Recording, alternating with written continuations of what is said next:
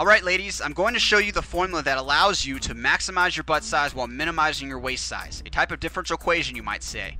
Don't worry now, I'm not going to get mathematical here, but I thought the analogy represented well. Women who are overweight looking to lose excess fat always complain about losing their hip size or butt size while losing weight.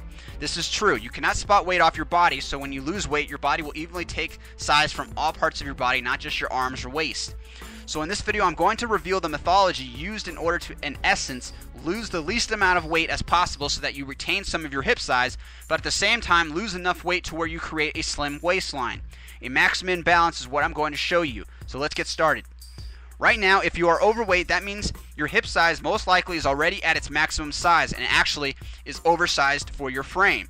Women who are overweight are not looking for bigger butts. You are looking for rounder butts, more visible butts that pop out from your frame and stick out more. The reasons you cannot get a bigger butt, I will not discuss in this video, but I have written blogs on it and have discussed this concept in my Lose Fat video. So check those sources out. These girls pictured here may not have huge butts, but their butts are not small either. No runway model skinny butts here. These women's butts are proportionate to their frame. They are visible, and one important thing they all have in common, they all have small waistlines, which means they are very far away from being overweight. No jelly midsections here. Women need to understand that the attraction is not based upon the size of the butt as the media makes you think. The shape, visibility, and proportionate size of the butt, that is the true aesthetics. So what do we need in order to create this formula for MaxMin? We need to know how much weight your body can hold, what calorie number you need to eat in order to drop the weight, as well as maintain your ideal body weight once you reach it.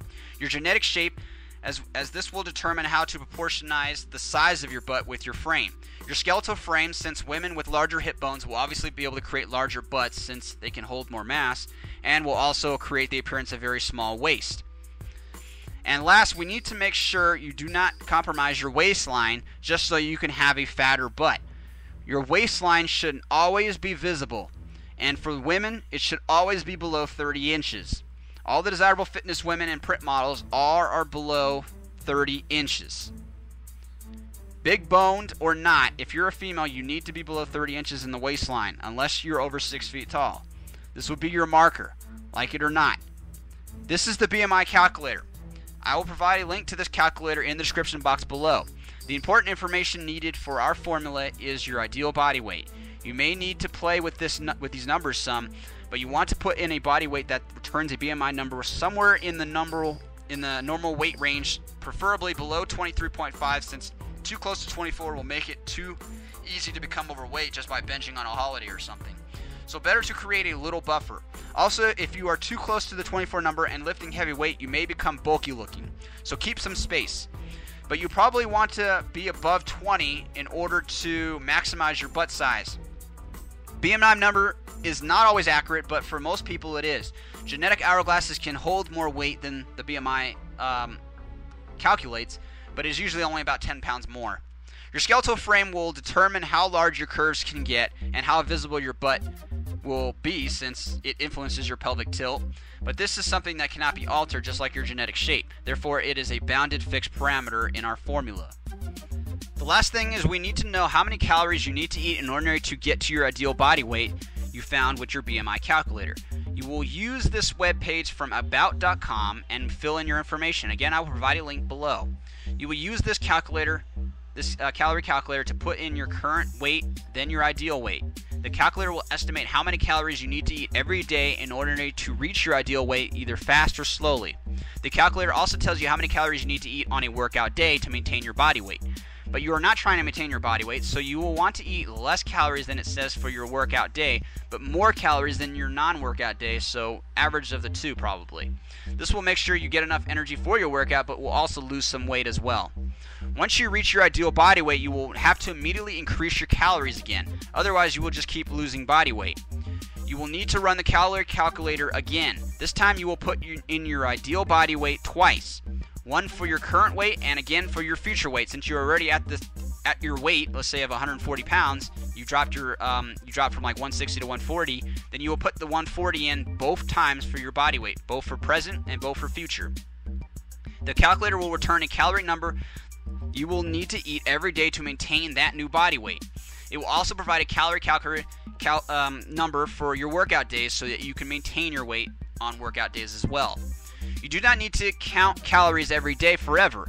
When you first start out, you will probably have to read the nutrition labels of everything you eat and count your calories per meal. But after you do this for a while, you will remember what foods you're eating, of course, and what calories are in which type of foods, what proteins in which type of foods, etc. Since most people eat the same foods all the time, you will eventually learn these foods and the numbers and the calories that are in each one, as well as how large your meals need to be, since you would have measured these portions out many times before.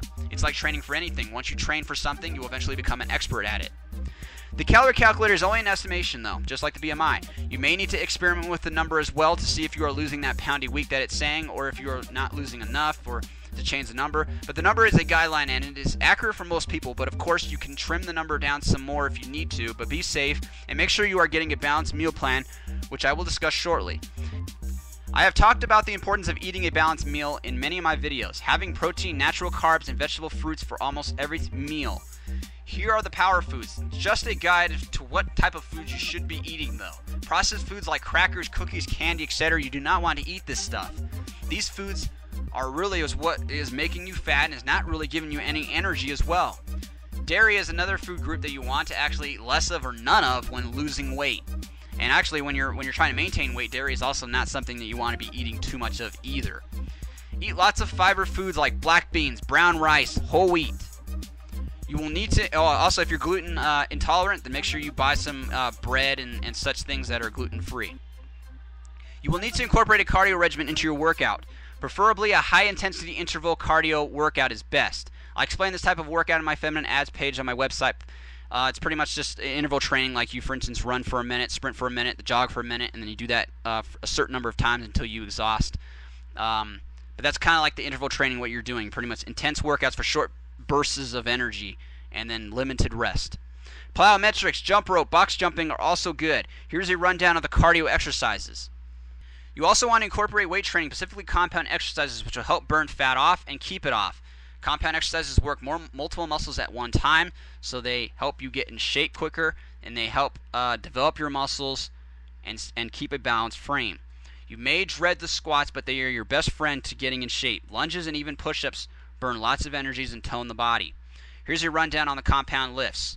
You will not use heavy weights or pyramid when performing these compound exercises. Butt shaping exercises should also be used. These are the barbell bridge, kettlebell swings, and remaining deadlift, to name a few. Cable kickbacks is another one. Here's the rundown on the butt shaping exercises. You can use heavy weights for these specific exercises here, the barbell bridge, kettlebell kickbacks, Romanian deadlift, but you don't want to be using heavy weight for, like, for instance, your ATG squat, your sumo squat, which is the sumo half squat, and the lunges and such. But for the isolation workouts, you can actually use heavy weight. You can use up to heavy weight. Now you may be asking, how do you combine your cardio and weight training days, since they will probably mostly overlap, since you're probably going to be doing cardio, 4 to 6 times a week. So here's an example of what a cardio and weight training day combined would look like. Your interval cardio workout would be followed by all your weight training. Your weight training is pretty much like burn sets. You're doing a moderate number of reps with a medium weight. And so this is going to burn a lot of energy. You're going to develop muscle and you're going to burn a lot of fat off, as well as shaping your body at the same time. So